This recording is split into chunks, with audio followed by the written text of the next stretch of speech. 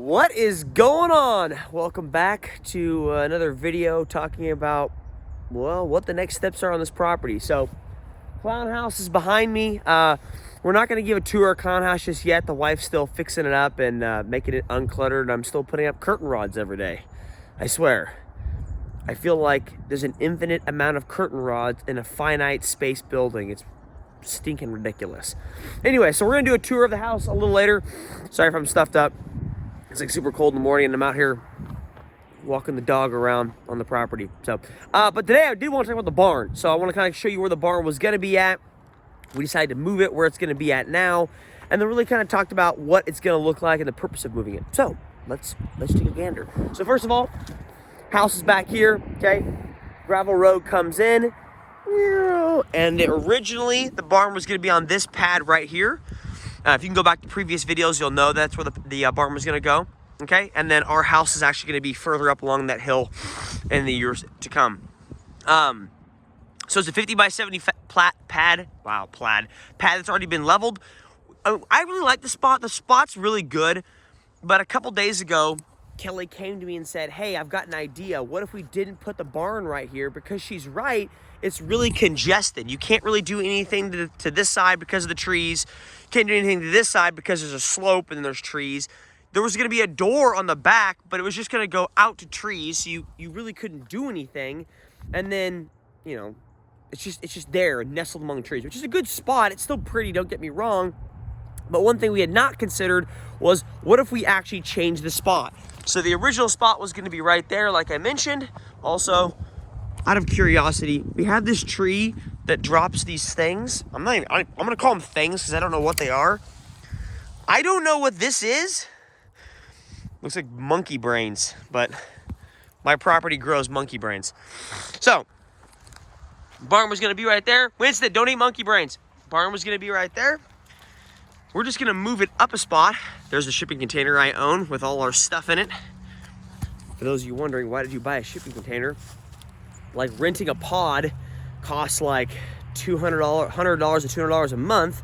And I'm going to be living in Clown House for at least a year and a half, probably, while I build my forever home in the back of the property. So the idea was, you know, I don't want to rent something that just goes into a pit of just a black hole pit of no money and no ROI on it. So we bought the shipping container. Cost about, I don't know, a little over $2,000, like $2,200. I can resell it if I need to. I can keep it for storage. I could bury it in the ground and make a really cool bunker. I want to do that, but wife's not letting me. Anyways, so we decided to buy a shipping container. All right, so that's what the barn used to be on the other side of those trees. If you back up this road a little bit, okay, there's Clown House back there. We're putting the barn right here in this pad, which I think is just an infinitely better decision. And Kelly's right. We'll walk out there. But it's going to be, the corners of this barn are going to be these little pink flags. So it's a little bit, it's still backed off quite a bit from the gravel road. So it allows me to put some space up in the front, put a concrete pad out in the front. Kelly's got a landscaping company that's going to come out here pretty soon, Oak Creek Nursery down the road, and they're going to put in a crap ton of trees down our driveway and probably around this barn. They're just going to really just pretty it up. I think she's going for maple trees is what she's going for. But anyways, this is just a prettier backdrop. It's a prettier spot. The nice part for me is the sides of it are still opened up to do things. So say if I wanted to put an extra easement coming off the side and then put like a sled push on the outside, I could do that. Some storage on the outside, I could do that. But the best part for me is the back door. So if we're looking through this building, there's a back door on the other side, right? Because the building's going to go up, across, and then up higher, okay? And then come down. So it's going to have like a low portion, about 10 to 12 feet. And then the very high portion in the middle, it's going to be, I don't know, 16 to 20 feet, something like that.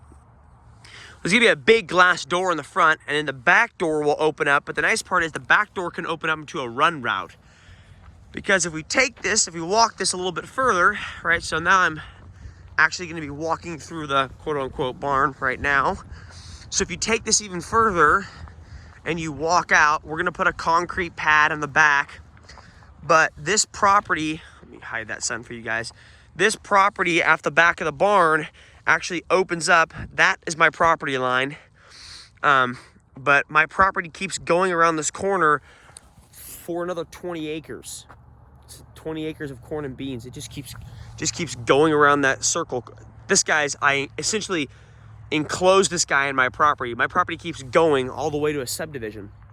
And so I can actually open the doors up and put a run route. And I bet you if you ran, you could probably easily put a mile run route, which I think is freaking lovely. I don't know how many gyms have a mile run route right off there. That's pretty nice and on their property. I don't have to run on the road. I don't have to run to someone else's property. I can just have a mile run route, just 800 meters out, 800 meters back. So that's pretty convenient. So that's pretty nice. So I do overall really like the spot. I think Kelly picked a great spot, even though to the chagrin,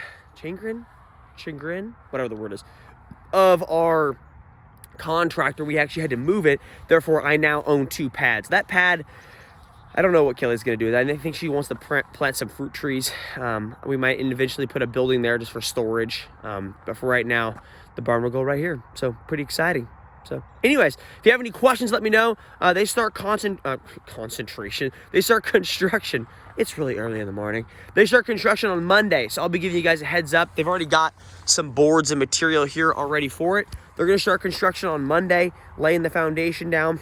And from there, it's gonna go pretty quick. I mean, it's a prefab building. It's gonna go up pretty fast. The hard, long part is gonna be just the insulation, because the full thing's gonna be insulated and heated, as it should be. It won't be cooled. Don't ask, that's a dumb question.